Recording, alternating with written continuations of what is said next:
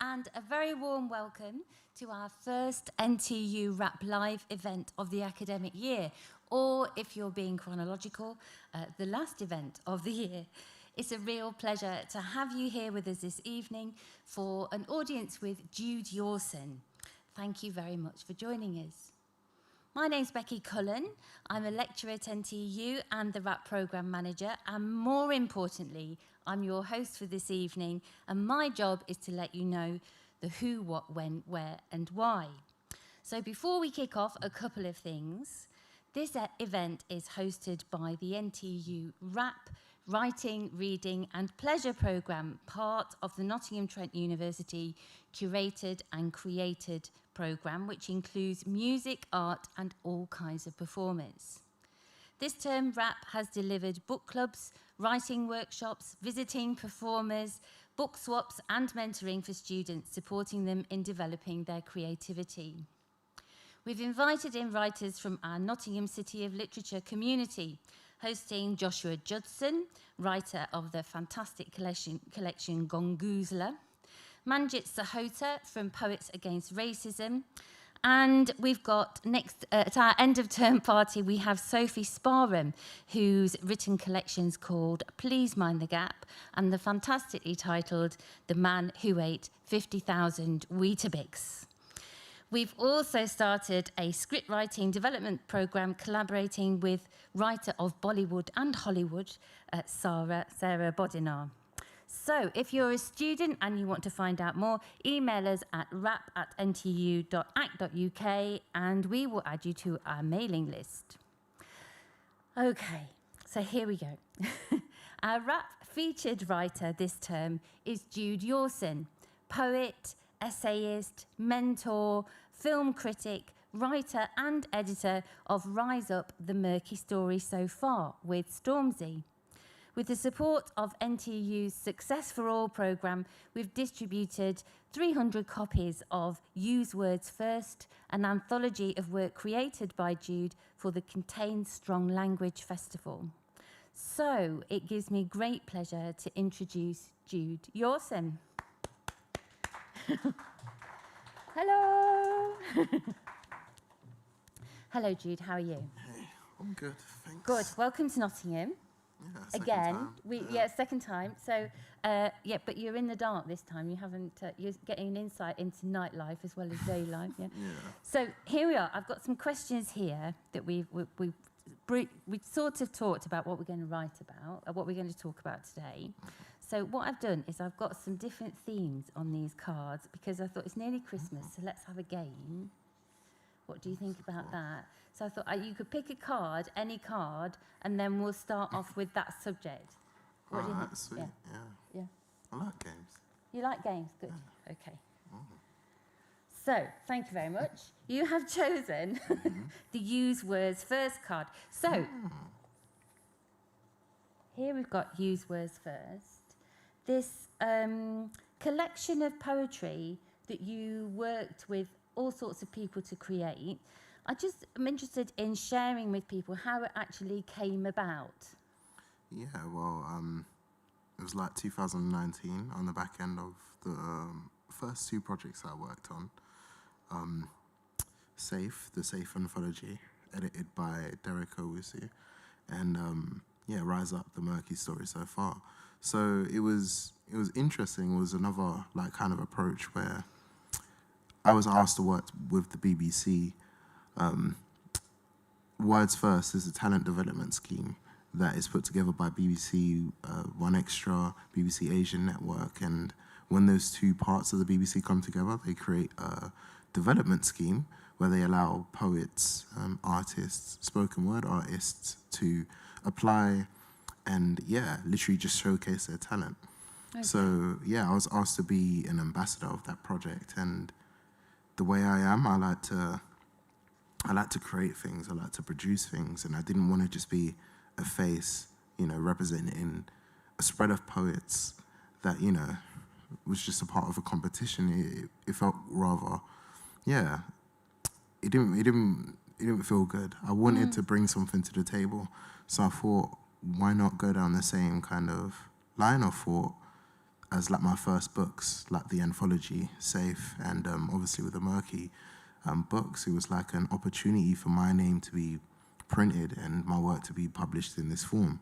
So I wanted all of the poets who were involved, who got to the point of being like the final poets in the talent development scheme. So there's 12 poets, 6 different poems from each of the poets, 2 on 3 different themes. So that makes a total of 72 poems. And I thought it would be really nice to transform some of their poems from spoken word artists to the page, because in the same way, like I'm a writer that spawned out of trying to write in a very unconventional way and manner.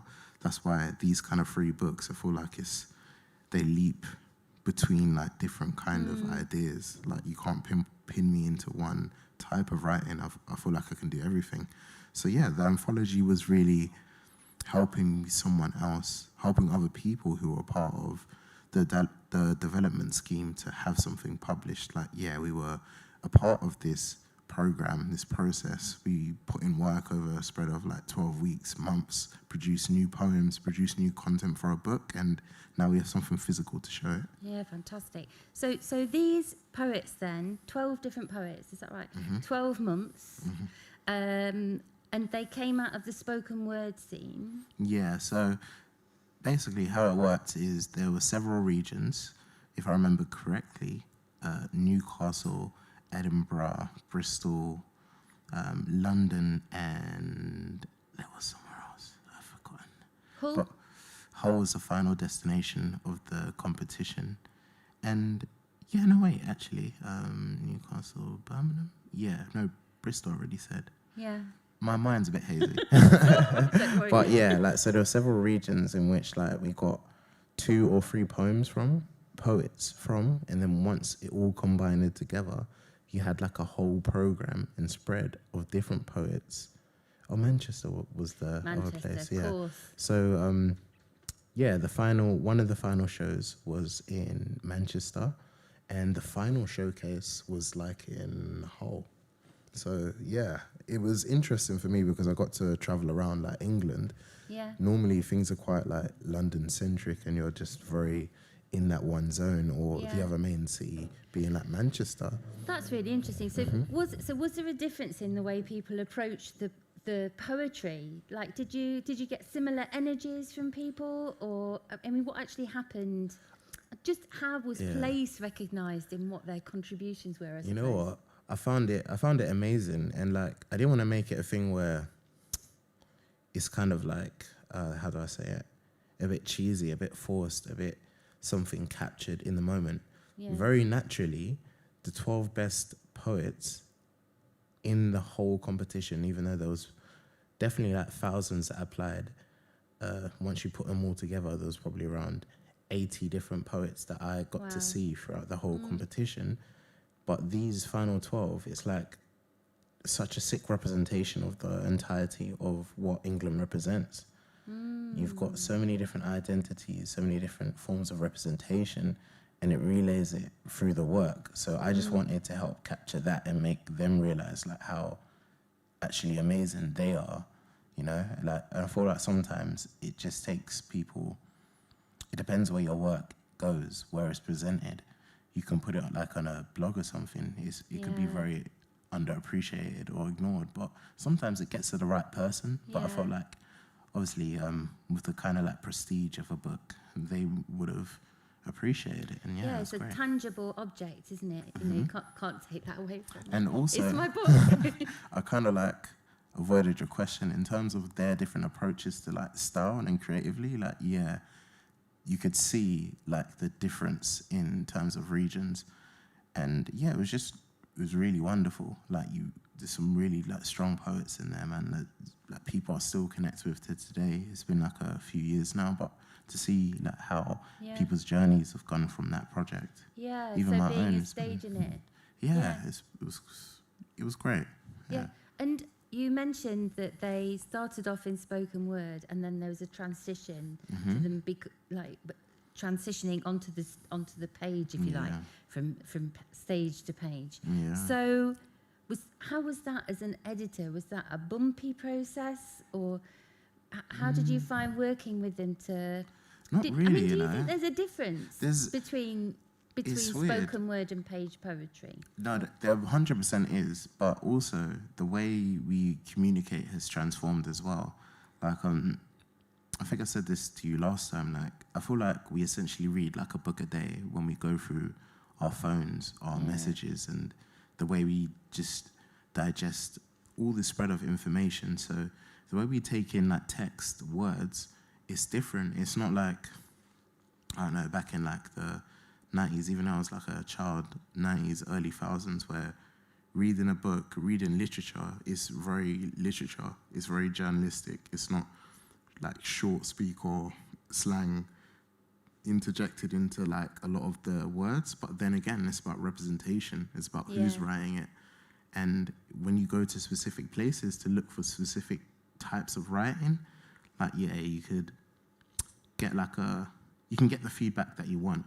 And I feel like within these poems, you have like poetry that represents the kind of, what I'd like to call like kind of like Renaissance type of poetry, you'll read it and just like your mind's sent into space.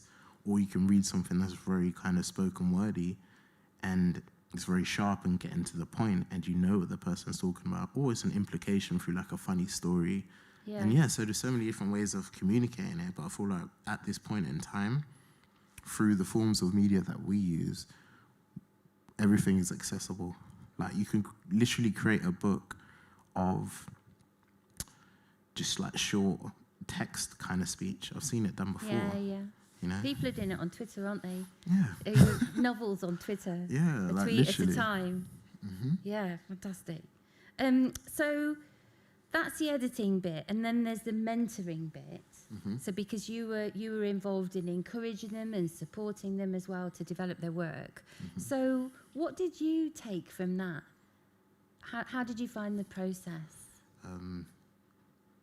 It's a bit weird, but because I don't think anyone grows up and says to themselves, "Oh, I'm going to be a mentor." Like, no one does that. But at the same time, write it when you were 5. When I'm older, I want to be a mentor. People might say a teacher, but a mentor is like difference in words, similar kind of approach. But with a mentorship, it's like I'm looking towards you for guidance here. With a teacher, it's like, I'm looking for your help. But a mentor is supposed to help like in a very guided manner. So when it came to that, I just felt like, let me lay everything bare here. I pointed out the fact that even though I do poetry, I write poetry kind of for the book or kind of for the webpage. I don't write poetry to go up and perform. So I already said, like, at the beginning, I was like, my hat goes off to all of you because you lot are performance poets. And what I'm asking of you is to transform your work to the page. And like, which is hard, but as a writer, I'm telling you, it's not so difficult. You can literally speak in whatever way you want. It's the form and the way you can edit it and shape it to appeal to people. And obviously there's how you want to format your writing, how, like, at what point do you break off a sentence? Whereas, like, with a spoken word, if something is so passionate, you could say, like, one verse that is like in a whole paragraph, whereas the next verse could just be 1 or 2 words. And it's like, on the page, you don't want to do a mad paragraph and then just, like, 2 words. It would just look a bit funky. So all of stuff like, the little intricate stuff, but also one thing that I kind of learned is the relationships, because I feel like I'm a very open person. I try to speak at a very base level, everything, and I want people to be able to be honest with me. So I lay everything bare with those artists and I ask them to literally dive into themselves. The themes that I gave was like identity, connectivity, and there is another theme. Mobility, yeah. Mm-hmm. And that was just about being mobile. Like, how do you use the things around you? Connectivity, obviously. How do you connect with the things around with you? And yeah, so I really wanted everyone to understand how they approached creativity themselves and expose that in order to get the best from it. And I feel like in my position, through the experiences that I have, one of my skills would be helping people realize how great they can be or how great they are, you know? I was really, so you came for during Welcome Week and did some book signing, and lots of people have said they really appreciated the amount of time that you spent with them and the kind of eyeballing that you did, like you, if you know what I mean. So like the way you were making those connections with people was really great. So thank you very much for that. So I think there's 2 ways this conversation can go now. So we could go to community or we could go to school. Which way do you want to go? A bit like Monopoly, innit? Yeah, it is, yeah. Community. What's the other one? It's like one of those chess? choice things. Chance. Yeah. Chance or community. Yeah, community chess. I like community. Community, okay. All right. So what we've been trying to do, and also what happens in Nottingham, actually, is that we're a city which thrives on creativity. So we've always been involved with something creative, even if it's just shouting and raiding castles. So we're very good at creating things: bicycles, cigarettes, lace, pottery. I can't think of all the other things now, but there are literally thousands of them.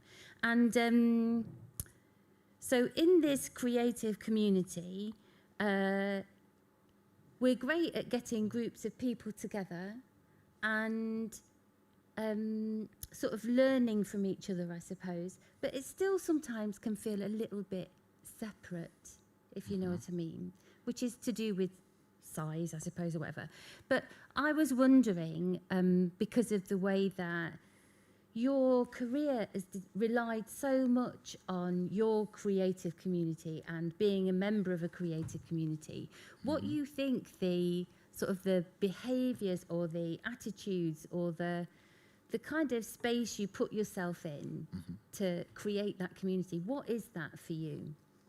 I think it's so many factors. Like, I would say community and culture that's kind of like intertwined and always been like a thing. It's always been like for me personally, like a barrier to fall back on, like to understand my identity, to understand like where I'm coming from. So when I say my identity, like obviously I identify with being black. I'm my parents are Ghanaian. I'm a South Londoner. I listen to like a very, well, like I'm a 90s baby as well. So I'm born in a certain period of time in which the culture and the community that all kind of intertwined had like a lineage. And it's been so many bouncing factors. Like the other day, for example, I interviewed Reggie Yates. And for me, I remember like I literally. love Reggie Yates. Yeah, no, I love him as well. He's a legend. So like for me, it was mad. It was like when I was interviewing him, I was like, excuse my language, I was like, shit, I'm interviewing Reggie Yates. Yeah. This is mad. Like even with his career, and we had this discussion as well. It's like he's been acting since he was a child for over 30 years, and he just produced his first feature-length film like the other day that came out in cinema. So I was interviewing him about that. Yeah. And I just basically said to him, like, I think it's so crazy how I went from seeing like you as one of the only black faces on TV alongside like Trevor Nelson, Trevor McDonald. One of the only black faces on TV to, like, as a child actor, to then being a presenter, a host, hosting his own like documentaries, having his own production team, and now producing his own films. So I've seen this whole kind of lineage, and his film is about UK Garage. And UK Garage is like essentially the predecessor to UK Grime. And Grime is a predecessor to so many like different forms of music here. And I consider myself like a Grime kid. That's someone that's come from that community that ties to so many different things. So the Caribbean influences, the African influences, the Black British influences, the London influences, all of these things came together and it naturally created community. But also, over like my career in life, I've seen that community come into fruition.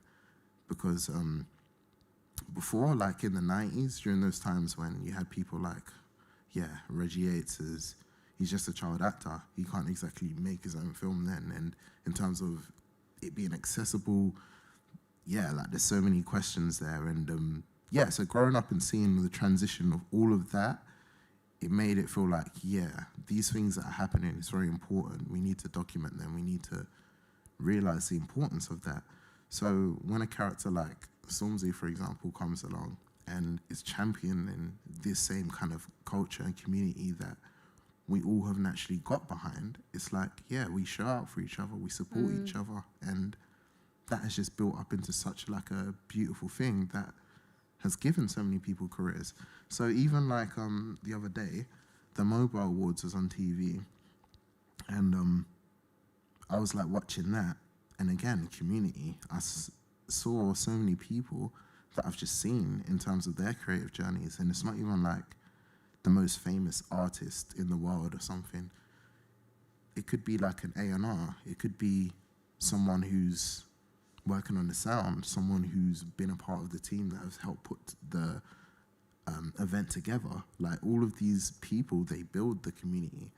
So I'd say what I feel like in other cities, what should happen is they need to honor their lineage and tie it all together.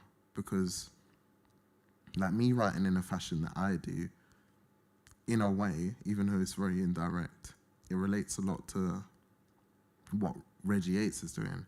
It relates a lot to what like Stormzy's doing and producing. It relates a lot to what, for example, the National Literacy Trust just spoke to me, and they're like a whole, obviously they work in education and stuff, but they're working with like young children in exclusion centers because they acknowledge like the type of communities and environments that people come from.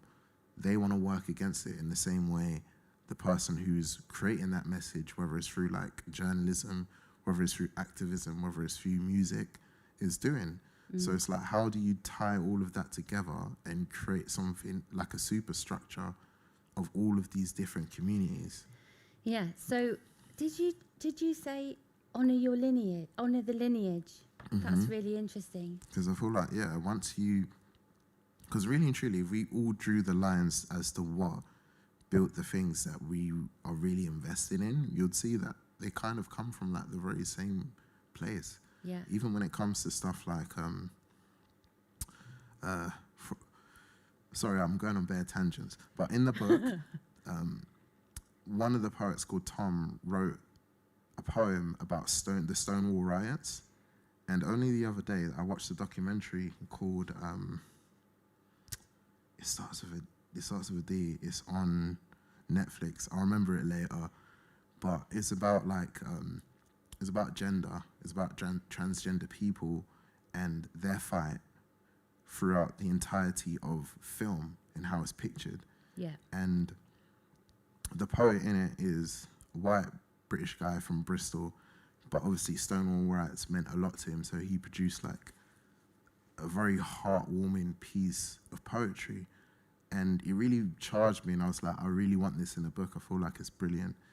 It started off with a joke about throwing a brick and then transformed into a whole kind of description of what Stonewall was.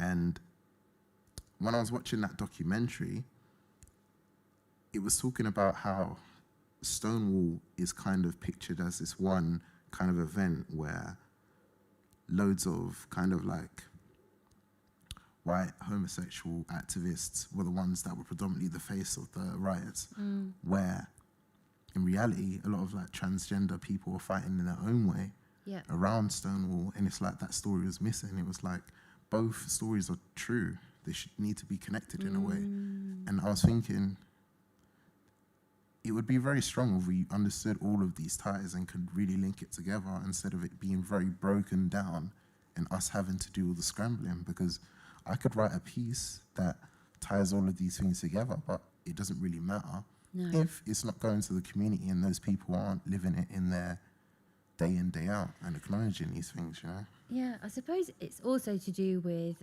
having the confidence to think you can voice that strand, isn't it?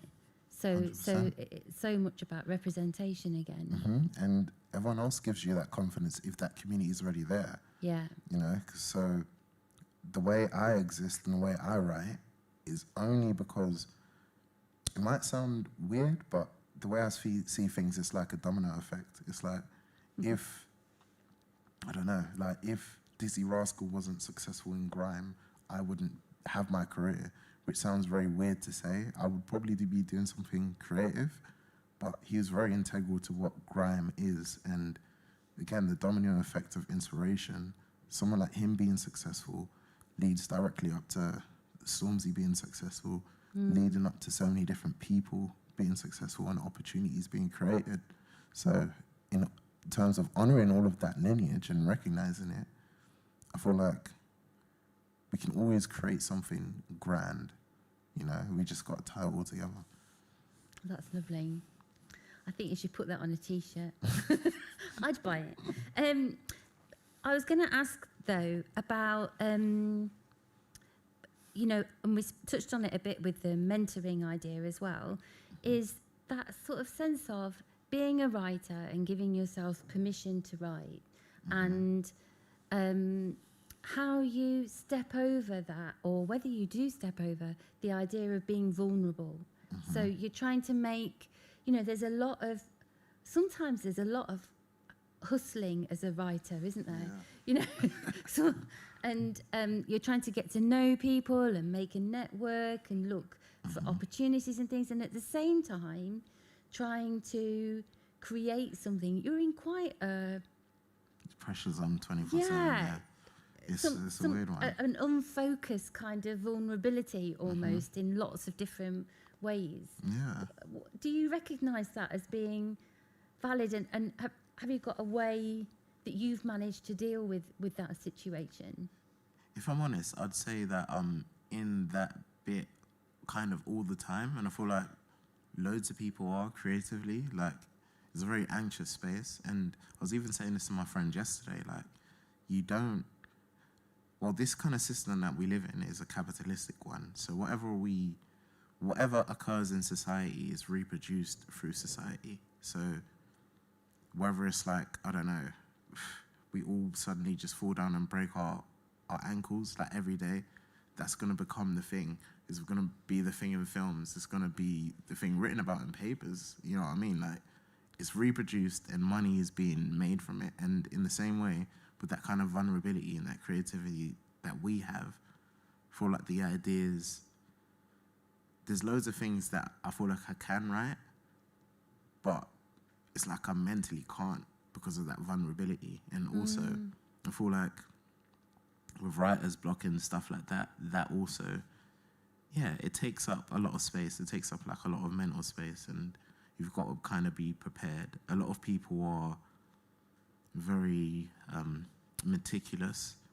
insofar as they can just churn out work. And in ways I used to be like that. Like, I could probably write 100 film reviews, but I can't finish my novel for like 3-4 years. You know what I mean? And yeah, also it depends on the things that you're writing. At the moment, I feel like I'm in a bit of that kind of hustler kind of stage, but only because I've pushed myself to this space. It's also like training, it's opportunity, it's ideas. Excuse me. Yeah, it's just loads of things, loads of fun things that you can do as well, like as a writer in a position where things are like picking up and yeah, things are good. Like there's loads of things to kind of create and work on. I wanted to ask you about films actually, because I saw that you'd recently written a piece about cowboys, and you said that you were working on, sorry about this because I'm touching a nerve maybe talking about a novel, but you were describing it as something which combines science fiction and cowboys. Have I remembered that right? No, not really. No. Well, put me right then, Jude. Like, that's fine. I'm happy to be wrong. Yeah, no, the novel it's just really like a sci-fi about kind of where I'm coming from. And with that, I don't want to give too much away. No, and like, it's a bad thing to do to talk it out, isn't it? Yeah. Well, not entirely. I feel like it's good and it's a good reminder. But yeah, like, my main point when I was talking about that is just that you can be so fixed on something that you don't allow yourself to work on other things. Yeah. And I did that for a long time. So I've kind of parked the bus on the sci-fi novel, even though the ideas are constantly building with that. And I'm sure one day I'll produce that. But I wanted to go back to like storytelling just generally. So I've been working on like a short story anthology for myself. And fortunately, like the books that I've been featured in or I've worked on myself, they're not even my own stuff yet. It's just stuff that I can do. And yeah, I enjoyed doing them and I've been very grateful. But yeah, like it's stuff that I could do more so than the stuff that I wanted to do with like the heartfelt passion. Yeah. So sometimes perhaps it's about giving something up for a certain amount of time and trusting it to come back. I don't know. Yeah, but I also wouldn't... Not giving up, that's the wrong phrase, isn't it? Knowing when to change like, your focus, perhaps. Yeah, change your focus. Yeah. Like, even if it's just like getting out of your head and focusing on content. Like, so for example, I've been working on this short story stuff, but some things happened like personally and I couldn't really get over it, and it was like I was still demanding the work from myself. I was still demanding that, I should be writing like 1,000, 2,000 words a day.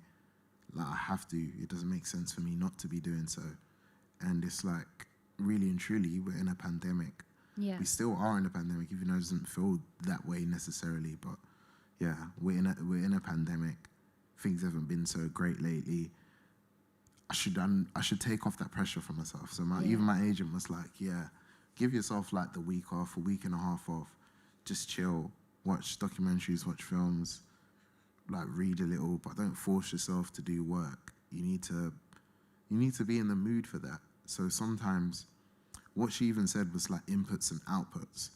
And at times I'm a very pure output person. I could be working on one thing whilst I've got this article on the go and I'm emailing this person about his project and this event is going to be happening, and then there's a friend's birthday in between that, and there's like the time for myself. Christmas.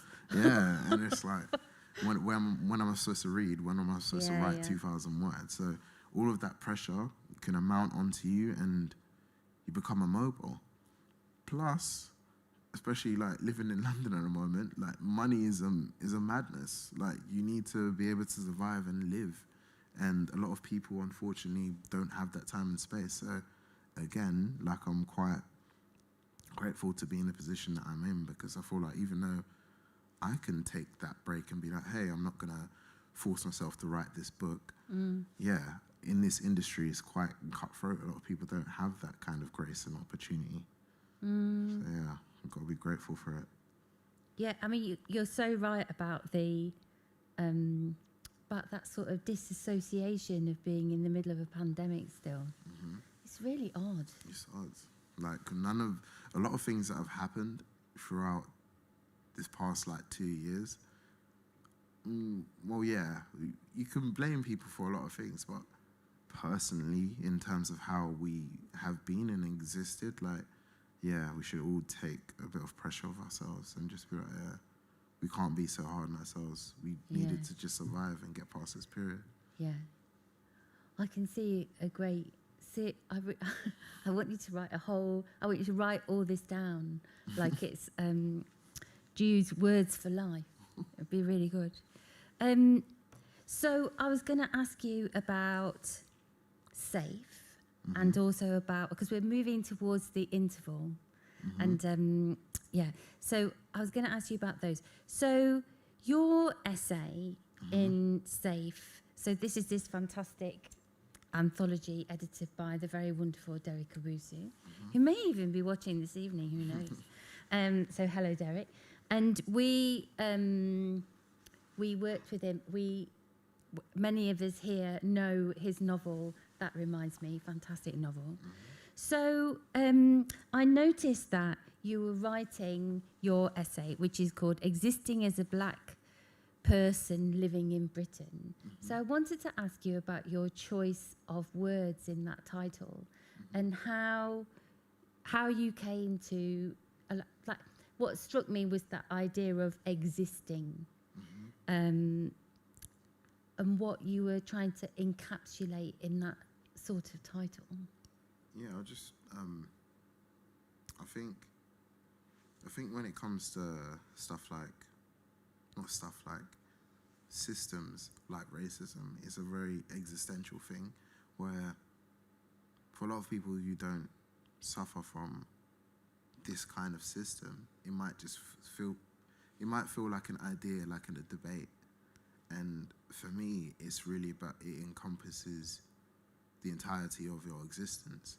And the way I even see it, like mentally, going back to even like my genes, like my grandparents, they come from a system in which they were born into like a British dominion, you know what I mean, through colonialism and stuff like that. So in terms of our inspirations, the way we've gathered here or migrated to this country, rather, through a lot of like our countries coming from the Commonwealth and, you know, from the colonial position that it was, it's like it really is a thing about existence here and how we've all navigated to be here.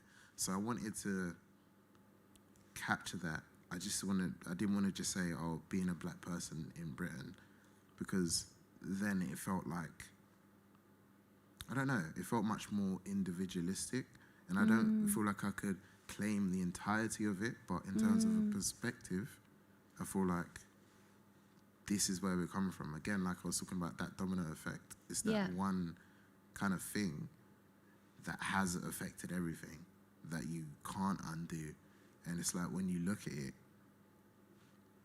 really and truly, our society doesn't work in a way where it works to undo things. Like, we live in a very frigid society that doesn't want to reveal anything that is done in the past.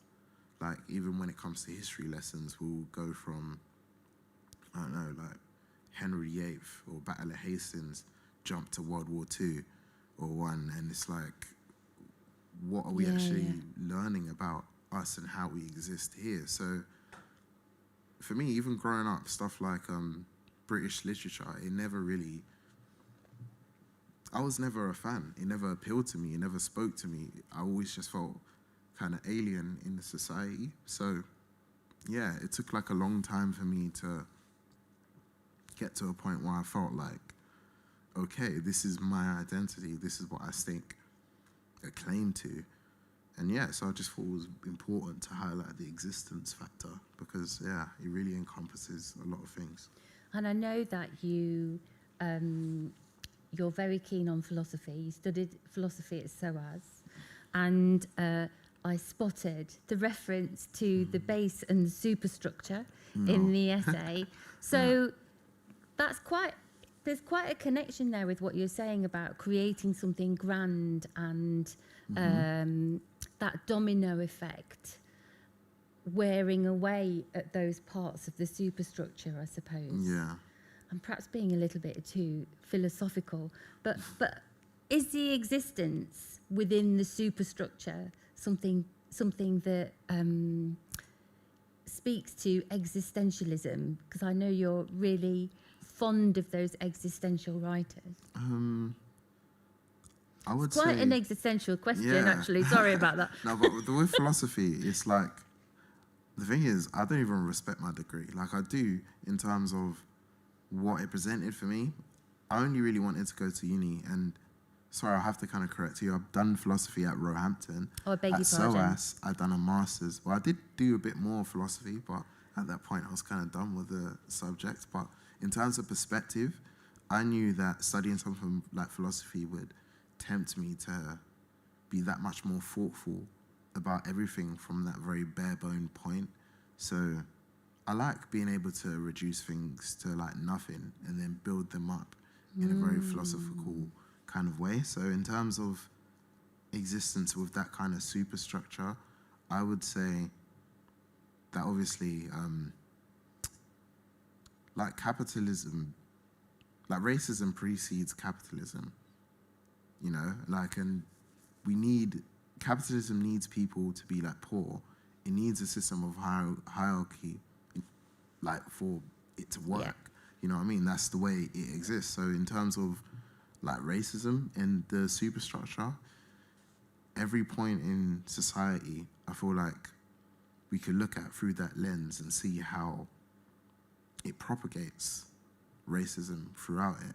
Like whether it's like the education system, whether it's like law, policing, we could see it in that way at like every level.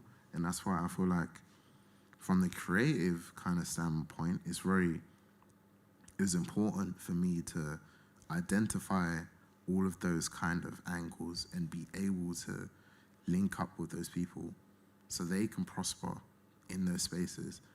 So going back to like music, for example, why I feel like garage and grime is so important and that whole kind of lineage is because it's opened doors. There was a time in which like a lot of the music that you'd hear on radio today, DJs weren't trying to play that. They weren't, they weren't receptive to any of these sounds.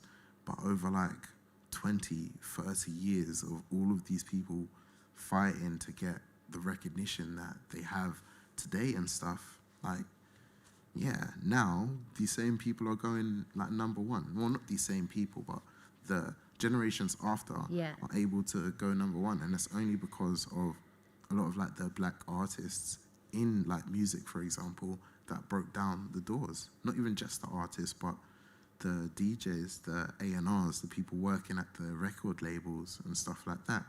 So again, it's about analyzing that structure and being able to say like, cool, we're going to come at it from this way. And Safe itself is like it's like a book. It's like a, well, it's like a book. It's like its own superstructure, isn't it? Literally, it's got so many different elements of so many different people, from TV writers, journalists. There's a journalist called Simeon Brown in there who has interviewed so many like great people, and he works for like Channel 4, for example. Obviously, there's like Derek, there's people like Nels Abbey, Robin Travis, He's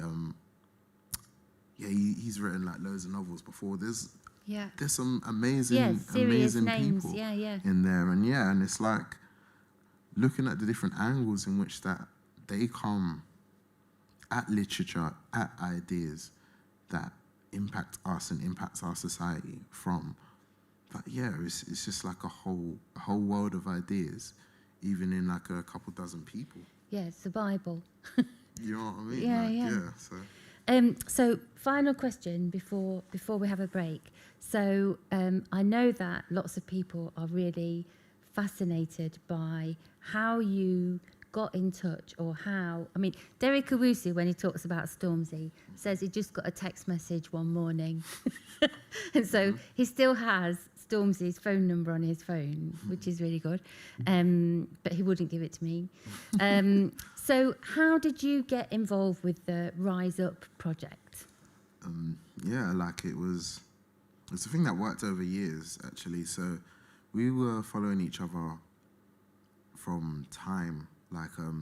I'd say around like 2013, I started following him on Twitter. And this is why this kind of age is really helpful, because through stuff like Twitter, social media even, you can kind of create your own community, or you can find those people who support the same notions as you that much quicker. So when I started to see like his freestyles that he was like releasing, and just seeing people sharing like hundreds of shares, which back then in 2013, you're getting like 100 retweets. It's like, wow, that's viral. Yeah. Whereas now it's like it has to be 50,000 and 1 million impressions. Yeah. So it was interesting to see like him like sharing his work. And also one thing I noticed, because I had like my blog up and running these times, it was called The House of Horrors, was writing like philosophy articles.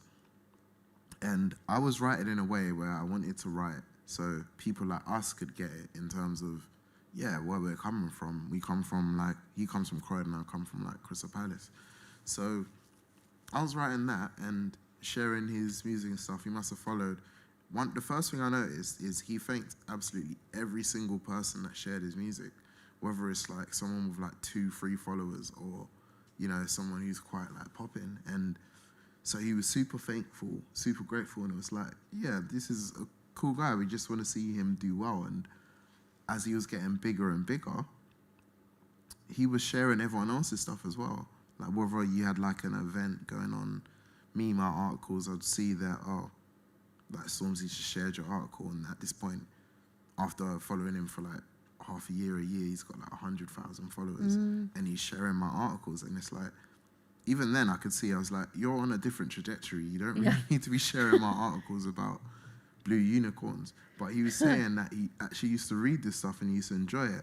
So he must have just messaged me one day and was like, yo, bro, like, I want to work with you one day. Would you be down? And I was like, yeah, fuck it. Like, whenever. Yeah. And then like 3 years just later, like that? he just like, he messaged me again and said, yo, I think I'm ready now. I want to set up something, speak to my manager, and we'll get in touch. And then spoke to them, went to Penguin, and I was sitting in Penguin, like discussing the idea for like Rise Up, and we were just like, we think it should be biographical, but what I really wanted, I wanted it to be a thing about the mental changes and the shifts, because I knew about, well, not entirely, but I knew of him, like of what people like us have been through. Like me, I've been kicked out of school. He's like gone through troublesome times growing up in school himself, and come from the areas in which we did, having those mutual friends. I knew how important it was to get to this point, to be the type of person he is, So I just wanted to help capture that, and we managed to, I think. Yes, incredible. And my son, who doesn't like reading, has read it. Oh, so there you go. That was the end. Yeah. So thank you very much, Jude. Thank you for your openness and for your attentiveness. You're Yeah, I love the way you listen. Yeah, fantastic. So we're going to hear from one of our rap ambassadors now, Kai Northcott, who is going to come up onto stage. Now, Kai is reading a hybrid piece this evening called An Atom Out of Place, The Infinite Catalogue. And this does contain some adult themes. So over to Kai. Thank you, Becky, and I've You're really welcome. enjoyed this conversation between you two. Right. I am an atom out of place. Hitting your own mother as a toddler and getting slapped back teaches you everything you need to know about life. The reason has been forgotten. What does it matter? We both cried. Stones thrown at me, window shattered behind. First sexual experience at age 5. Wishing your virginity away on that 6th birthday. I am my father's confessional box, being told you're special, better, gifted a few too many times, being bitten by your dog and begging to keep them, being asked if you want a sibling and saying no and them actually listening, the neurosis of being homeless, 6 tins of each stocked cupboard, nervous ticks passed down. I'm the father who says they'll be dead next week every time we speak. The second-hand smoke, marijuana and heroin, try it with me so I know you're safe. The alleyway with 2 bullies, one of them with a dead stabbed brother, pornography at age 13, friends you try your best to avoid, believing in soulmates too soon. She teaches me to love the rain. Cleaning your father's bathroom because he is being evicted, telling him to give them the TV, it doesn't fucking matter. Home alone, 90% isolation, getting my 6th birthday wish. Always being hugged as if this was the last time we would meet. Reading her The Outsider by Camus and her saying they remind me of you. Her mother was mine too for a while. Feeling more at home in someone else's house, dancing in the kitchen. I am being forgiven when I don't deserve to be and searching for someone to hate me. I am those moments when someone says I love you and I don't doubt them as their voice crumbles but wonder why and it makes me angry. I am only showing my face to one person and them not wanting to see me. And people say I should have more friends and it makes me anxious. And I'm tired all the time of being around people because they are this compressed, anxious feeling too. And I want to say I love you to everyone I see, but I think they'll be angry at me, misunderstand what I mean, and maybe it is selfish. Maybe I just want them to say it back so I can prove them wrong. I've always loved proving people wrong. Contrary to my core, not self-made, but I want to be, to tear apart this whole thing. You think you love me, you think I am kind, strong, intelligent. I wrote them all down, every nice thing you ever said, and set fire to it all on the school playground. And all you did was confiscate the lighter, walk off, and forget about it. But the ashes remain. A woolen black sheep coat. I can't take it off for some reason. I am just an atom wanting to forget itself. But an atom out of place can scar the whole world. Another entry for the cosmic catalogue. Each atom documented, 1 of a billion trillion infinitesimal to be lost, outdated. Bill inputted the matter article number, then swirled around the blackness of his coffee. His thoughts had sunk to the bottom of the mug when his silence was interrupted. A short man intruded the office, lugging a rather ugly face around with him. I want a word about this bloody catalogue. Our catalogue has 2 gazillion entries, complete with images, said Bill, his desk full of 132 of those entries. It's put a kink in my back, the man said. His cheeks looked rather an odd colour. We pride ourselves on accuracy. I can't hardly walk, not without risking severe slippage of my spinal disc. The man dropped a tome onto the desk, unsettling a thick layer of dust. He had a semi-digitized, portable version of the catalogue. Bill coughed. On page 22.6, you'll find a range of chiropractic devices that cost more than my house. The man was pacing without any sign of a kink. They're the most affordable on the market. If you aren't interested in chiropractic, we can offer... Look, I'll be straight. I read through the whole thing, every page. Bill now understood the discoloration on the man's face. I haven't even. It was bloody atrocious, the man interrupted. Did you know that you sell fish pre-hooked for the amateur fisherman? Every permutation can be found inside the catalogue. The man didn't seem pleased with this answer. Not quite. I double-checked too. Your second edition has my house in it, but not my mother's. Also, there isn't any sort of fireplace in the living room. No fireplace? Your catalogue says my house has a fireplace in it. I'll read it straight through. Just go to page 3,000,006 there. Included is an ornate slate open flame hearth heater located on the perimeter of the luxurious lounging zone. This is your house, too right, apart from the fireplace. Our descriptions are extensive and precisely articulated to ensure entire satisfaction. Hardly, long-winded, be left with no breath afterwards, but definitely not satisfied. Perhaps a different entry is more fitting. Didn't you hear me? I read the whole thing, twice. It took me 4 lifetimes. 4. We have a money-back guarantee on Soul Cycles. Bill reached into his desk drawer to retrieve one such coupon. Yeah, but the fireplace doesn't even exist, said the man, batting the coupon away. There are other models available with such parameters. The 3-foot by 10-foot, for instance. Bill was desperately flicking through the pages of the catalogue, trying to find a suitable replacement, coughing as he did so. Don't go trying to upsell me.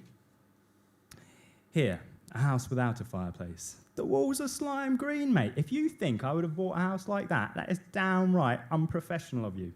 Bill had never dealt with a complaint before, certainly not one where the catalogue was at fault. If you would like us to install a fireplace, you can't go installing fireplaces willy-nilly. This isn't some kind of retroactive renegotiation.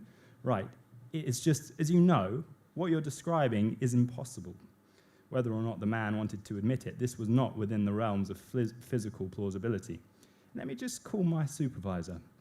How to deal with potential cosmic catastrophes hadn't been part of his training, nor was how to call his supervisor. There was a strange sort of switchboard contraption on his desk, entry 46,000,000,005, but he wasn't familiar with its description.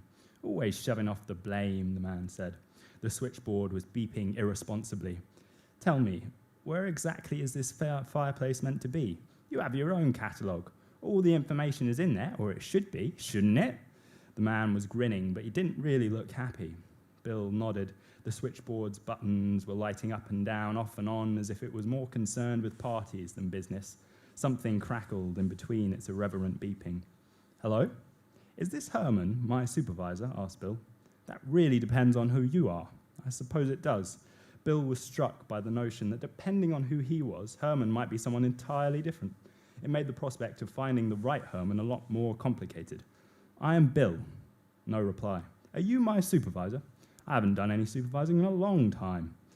I have a customer here who is a customer. They are saying there is no fireplace. Well, that does sound rather disconcerting. Summer isn't what it used to be. Have they considered a different house with one fitted? I've already suggested it. They're saying the problem is with the catalogue. A whole fireplace? Yes. Bill imagined if he could see his supervisor's face, it would not be a pleasant experience. Do you know how many atoms that is just gone? Kapoof, zap, misplaced? Bill knew exactly, to the decimal point. Enough to destroy the universe. Thank you. Thank you, Kai. So what we're going to do now is have about a 5-minute break, maybe slightly longer, recharge our glasses, put the kettle on, and then we'll be back for a Q&A. So thank you very much for joining us. Thank you to Jude for a fantastic conversation. And we'll be back very soon. Thank you very much.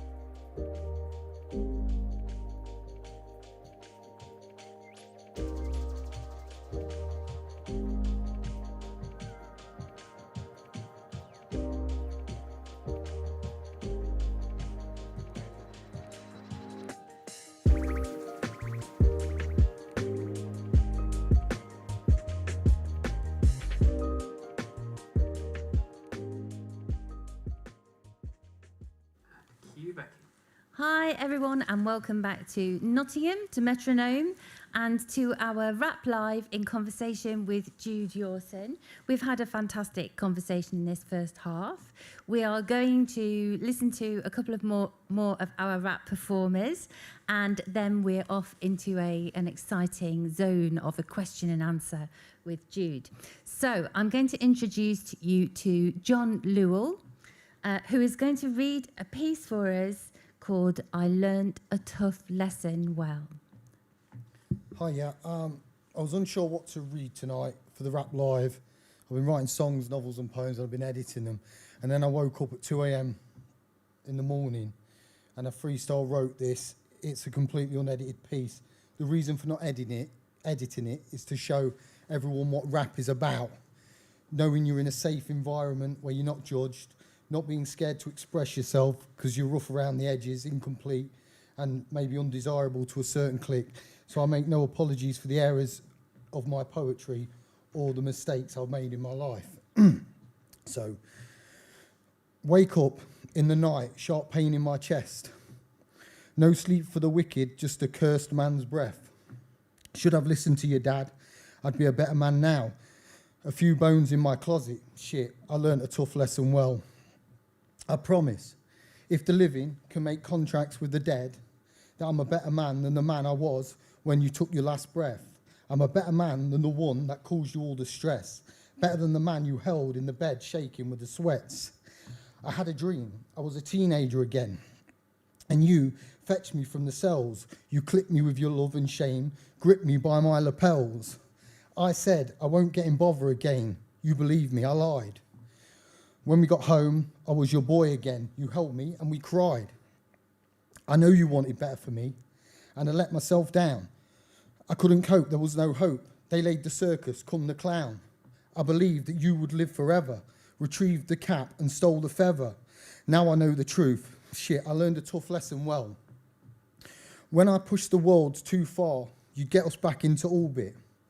I was going to flip that day, and you called it. Words I couldn't do when you was living. Now a fool I speak to the air. There's not a limit to my madness or the sadness of my prayer. When I got dark, cast my shadow on your light. You saw my colour when no other could. Even mother showed me spite. And ain't it sad, I needed to take us all down to the depths of hell to find my burning fingers on a book.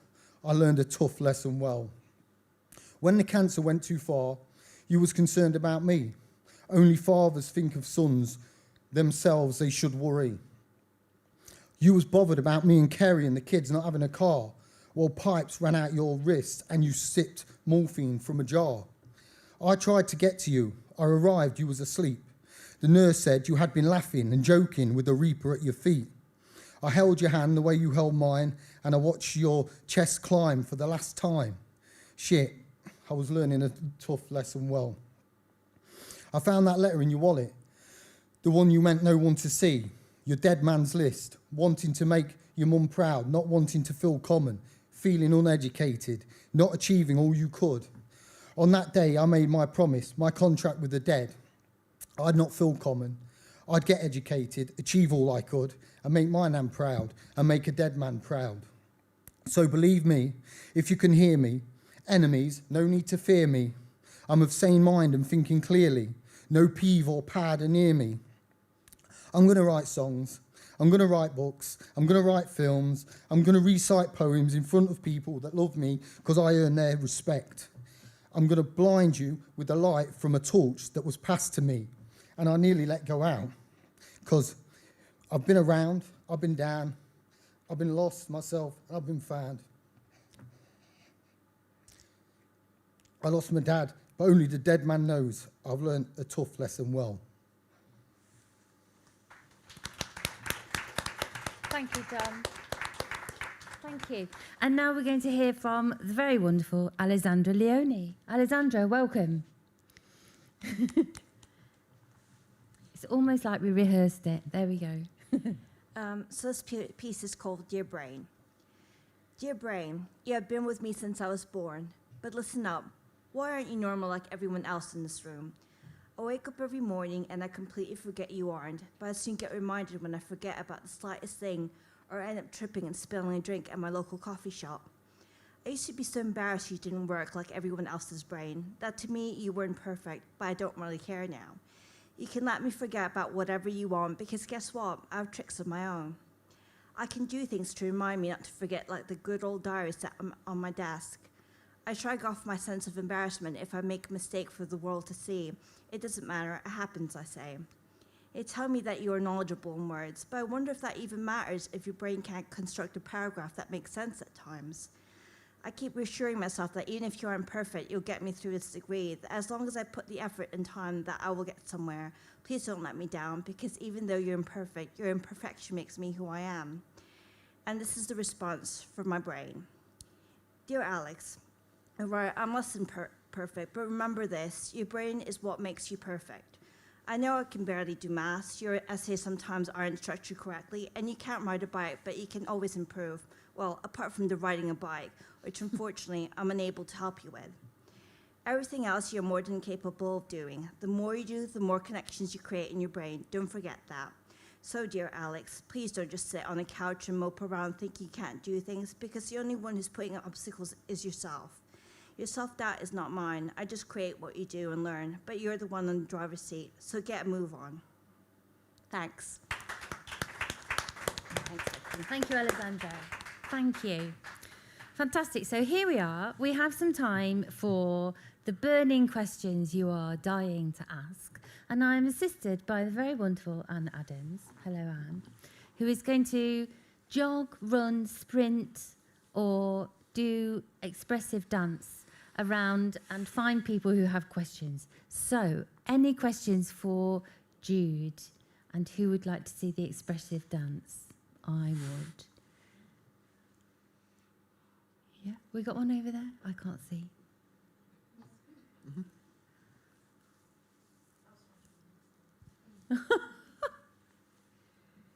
I want to hear more about being thrown out of school.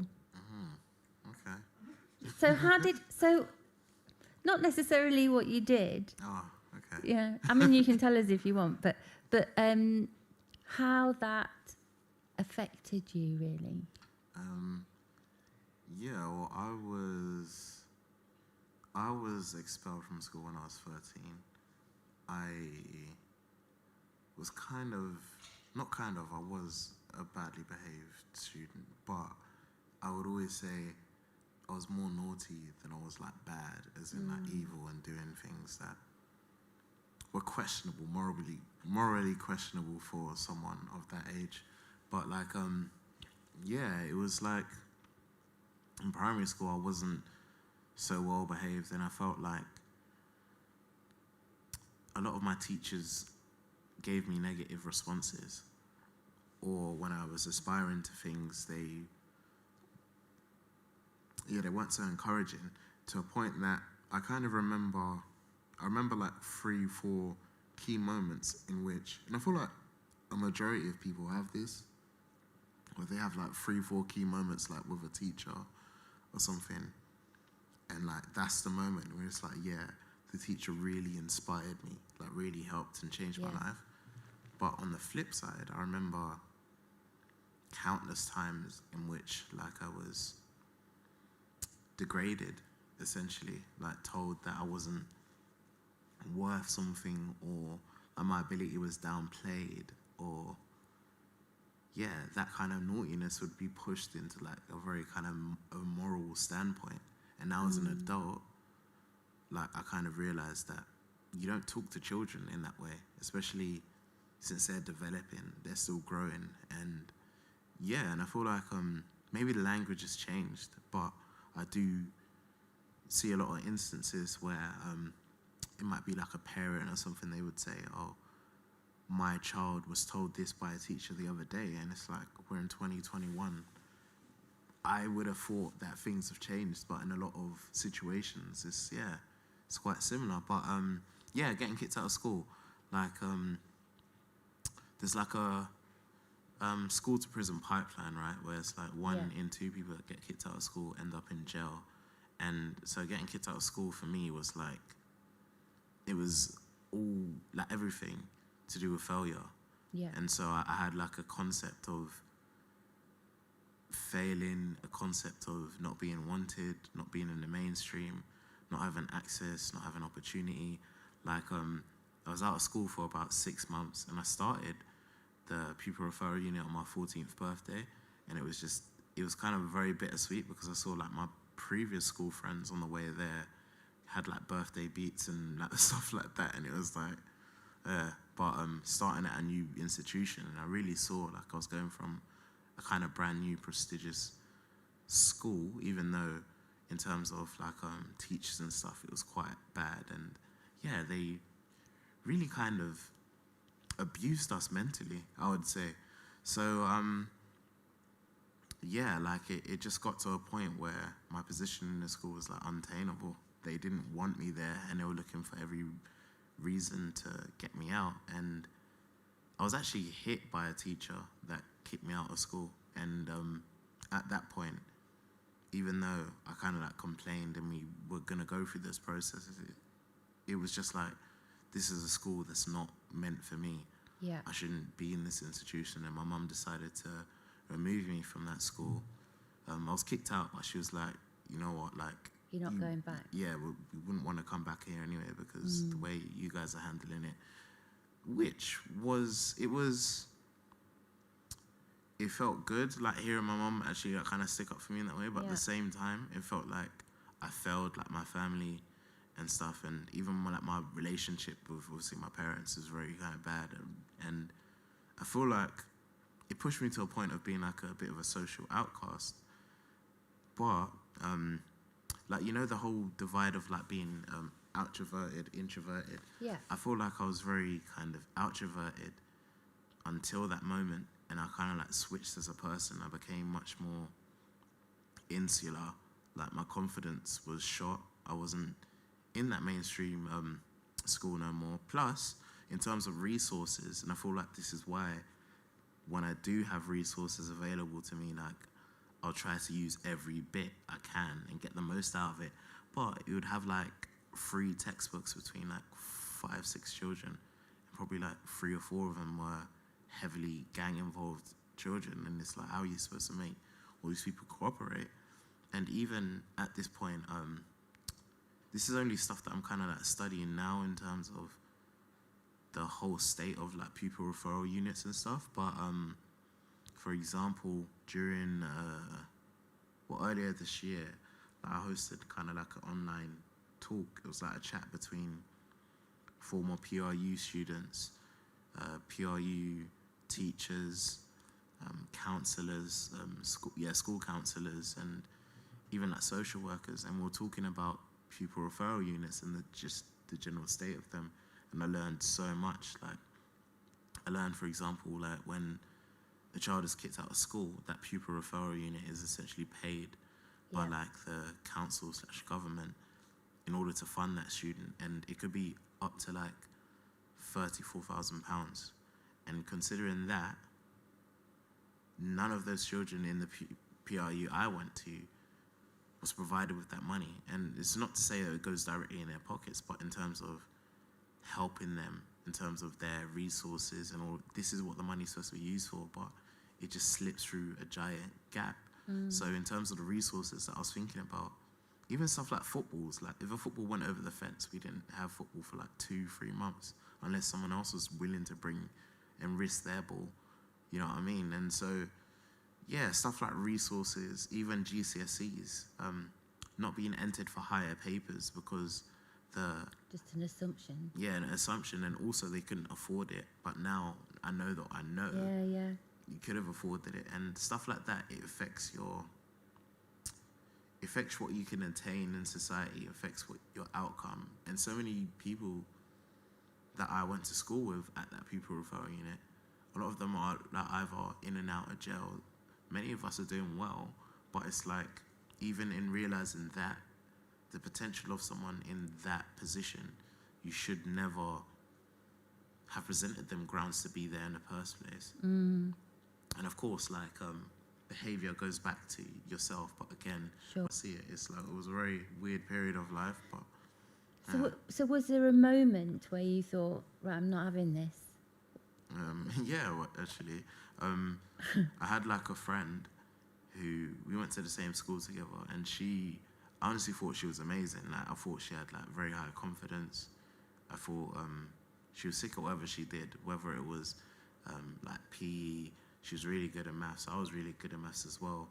And drama was the thing that I kind of even wanted to do at that point. But again, in PRUs, we didn't have those options. We only had 4 options for GCSEs, and like it was like PSHE, travel and tourism and art, and something else. So yeah, opportunities are just gone. But I remember I said to her that, I said to a teacher actually, this is in our, because I spent all my time there from when I joined until I went to college. So it was like I had no opportunity to get back into school. And even with that, there's supposed to be like a 6-week grace period in which it's like you're analysing your behaviour. And after that probationary period, then you get back into like a school. But apparently, during my 6 weeks, like no one was analysing my behaviour. Even I was like silent as a mouse because I wanted to get back in. So yeah, it was strange. But going back to my friend, when I said to my teacher that I wanted to do A-levels, I wanted to go to uni, I wanted to do X, Y, and Z, she literally just started like laughing hysterically, just saying like, we can't do these things. And it was just so like, it was disappointing because again, like I said, I thought she had such a high confidence. So I was thinking, even if we had nothing, she would still try and make something of herself. But she got to a point where mentally it was like she was done. Even though she was still confident in that way, like in so many different aspects, educationally, in terms of what she could achieve, that confidence had clearly evaporated. And I was just looking at that like, we're really in a very bad situation if one of the most confident people I know like has like crumbled. And even though I was quite confident then, I realized, and I was very conscious of the fact that, yeah, I'm contrasting the way I'm living with like my friends in mainstream school. So yeah, like it was a whole mental ordeal. And so whenever I work with PRUs now, I always try to make sure the children know like, this is it's just a moment in time. Yeah. I've got friends who were kicked out of school and they were in worse situations than me and stuff, like being groomed to be in gangs and stuff. I think I told you this last time, but one of my friends who was kicked out of school, he's a biomedical scientist now. He was on the team that like studied the first case of COVID-19 in this country. And it's like, that kind of story for me is like one of the most powerful that I'll ever know, especially in this kind of society. So it's like, why aren't we championing that? Why do we just kind of know the idea that once you get kicked out of school, you're basically doomed to failure? Yeah. Like, things can change, but society doesn't really want to acknowledge that. About who's writing the story as well, isn't it? 100%. Yeah. Thank you for sharing that with us. It's all good. Any questions? Hi. Hi, Becky, Jude. I looked up the documentary that you're talking about. I think it's called Disclosure. It looks really good.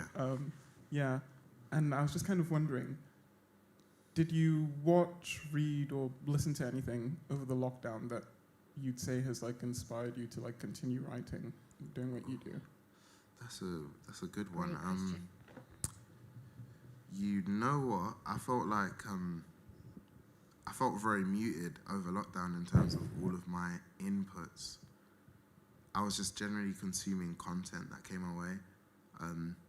There's one thing that I used to kind of empower myself, and like we'll talk about earlier with that kind of community and come together, is this radio station called No Signal. There is no signal, and it's a black-owned radio station built during lockdown in like the bedrooms of literally of my peers. Like my friend Scully, he's like a host. He's worked at like BBC, Represent.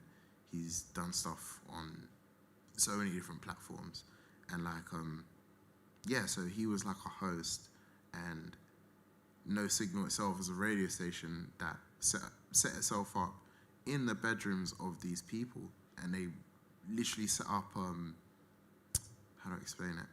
Yeah, so this radio station, right, garnered like over millions of views in like the first months. And I was just seeing this, like, we're locked in our bedrooms, we can't do absolutely anything. I'm seeing that, 1,000 people are dying every day of COVID, like on my phone, and the numbers are just racking up. We needed like a distraction, we needed something to bring us together, that community that we just weren't getting. And these guys created like such a big, massive platform that helped with whole communities, like the spread of mental health. It helped people communicate with each other. It was just amazing. It proper fascinated me. So when I realized that, like I'm not able to take in like documentaries, films, books at this moment in time, let me just infuse myself with like the creativity that I have around me. And yeah, No Signal done so much for me. And even then, like they host like amazing parties as well. Yeah, they have like a branch of that called Recess, which came before No Signal. Because of lockdown, they wanted to transition to like radio. And now it's like a 24/7 radio station. International DJs, everything. And they built that. Yeah, every time I just realized that they built that during lockdown. They have a station now in Tottenham, in North London, and like, yeah, man, it proper charged me. But for actual things that proper inspired me, I would say a lot of the spread of kind of new things that were just coming out. Like, I would be inspired by something like, I don't know if anyone knows, like a One Piece, One Piece to like the Loki series that came out and the way that was created to like Akala Natives, even though it came out like a few years ago. That was the one book that I did kind of pick up this year and was like, yeah, this is the book that I wanted to study. I've met him a few times. And again, Akala Natives, this kind of perspective and everything that I've been talking about, he articulates that like a million times better than I do and draws from all of those different kind of factors. And yeah, that's what kind of inspired me to keep on going during this time. Thank you. It is a fantastic book. I love that book. Yeah, it's Yeah. amazing. Hello. What's the best bit of advice you could give anybody starting off on their writing journey? It's very basic, but time is everything, and you've got to see writing. Actually, yeah, no, I like this quote. I feel like I made it up myself, but it's like writing is like a muscle that doesn't retire. Like, obviously we're human beings, and unfortunately if our brains aren't working properly, then it could impede like our mental faculties and all of this. But in terms of writing as a skill and the ideas behind it, the ideas that you inject into your writing, it's literally a muscle that doesn't retire. So there's some times when I literally won't. There's been times, especially during this pandemic, where I haven't like written one word of like my book in like 3 months, And it even gets to a point where, because I'm so invested in life, I haven't even realized that. And it's like, it's very, very bad in one hand, but on another, it was like I had to see that those 3 months of life as stuff that I was building with. And of course, like, you can focus that. You can be like, okay, in these 3 months, I might not write a word, but I'm going to learn much more about the subject that I want to write about. And so, yeah, it's like a muscle that just doesn't retire. And I always look to just expand on it in different ways. Even all of this stuff is so funny to me that I originally started to write because I wanted to write films. So all of this stuff is like training for me. And like I was saying earlier about Reggie Yates, he's been an actor for that long, produced content. And when I even asked him, like why now? Why are you making films now? He said to me, like, he's always wanted to tell these stories. It's just that the format is different now. And so his documentary could have been, he could have made a documentary about this, but it's a funny film, a film that introduces you to a setting in 1999, you know? And yeah, so I just see writing as a muscle that doesn't retire. You can expand on it in different ways, and don't limit yourself to one thing and think that you should just champion yourself with that one angle. I think we've got time for one more question. I think Sarah had a question. Hello. I didn't really know what exactly to ask, but like, what kind of first made you start writing? Like, was it back in, like, I don't know, secondary school or something? Because that's sort of when I started writing. I was just curious, like, Yeah, what kind of caused you to start, like, getting into it? Definitely. It was actually, yeah, it was secondary school. You know what, it's going to sound a bit weird, but I was excluded from school like 22 times during the time I was there. So it would literally be like, I'll be at school for like a week, something's happened, get excluded for like a week, come back, get excluded again. So even though I went to school for those 3 years, I was out of school for like super long periods. And it was during then, there was this one time that my mum just kind of like took like my PlayStation 2 wires. She, I think she even like unplugged the internet. It was like I was excluded. I was at home. I had work, stuff to do. The TV's there, but it's like, yeah, no PlayStation, internet's off, and I don't have keys because I can't just be going around. So yeah, like, I must have just flicked over on a PowerPoint, and I used to do this weird thing, right, where I would save like images and GIFs and stuff from the internet. So I used to have like folders full of GIFs and memes and all of this stuff. And like, I just went on PowerPoint one day and I started to write like a story, and I would use the GIFs to kind of illustrate what's going on. And there's also this other thing called like sprites, and sprites are like the little animations that you'll get in games. So every time you like move in a game or something, that is like a sprite as it moves, the icon. So I found a website that had those, and I literally created like a movie. And then one day I like showed my brother and sister, and they were like, "This is pretty sick. Like, did you just make this?" And I was like, "Yeah." Like, it took me, didn't take long. But from then, I realized, you know what, I want to create movies. I want to create stories. I see stories, and sometimes I want to add to it. Like, my mind just like blossoms into a whole range of ideas. And so I started kind of like in a fan fiction kind of way with writing. But then again, I didn't understand that what I was doing could lead to like a career. So all of that kind of creative stuff that I was doing, like the little bits and bobs when I was excluded, that was like the birthings of me as a writer. And then when I was expelled, that's when I started to realize that, oh, you even had like forums of people writing their own stories. There was accessible stories. You didn't have to buy it in a book as well. Yeah. Like, stuff like that is expensive. And my dad was heavy on stuff like Jane Eyre and all of this, and I just wasn't. So I used to read my own kind of stories. And yeah, so it literally started from then. And it's always been the intention to get back into some creative form of writing. And yeah, I'm just getting back there now. I think those films are not far off, are they? It's all training. No, So, 100%. Hey? 100%, yeah. 100%. Or 110% if we can use football language. We've just been talking about the football scores in the break. So, thank you very much to everyone for joining us. Thank you very much to Alessandra and John and Kai for their fantastic performances. Thank you. And thank you to all of you. And most of all, thank you. Oh, and to the team at Metronome, who have been absolutely fabulous. Yes, Metronome. Woo! And, of course, to our fantastic featured writer, Jude Yawson. Thank you. I just want to say thank you to you guys, because, yeah, like it's always been a pleasure to just work with you. You know, yeah, it's proper fun. It has been proper fun. That's what I'm going to say now. All right. Thank you very much, everyone, and keep well. Thank you. Bye.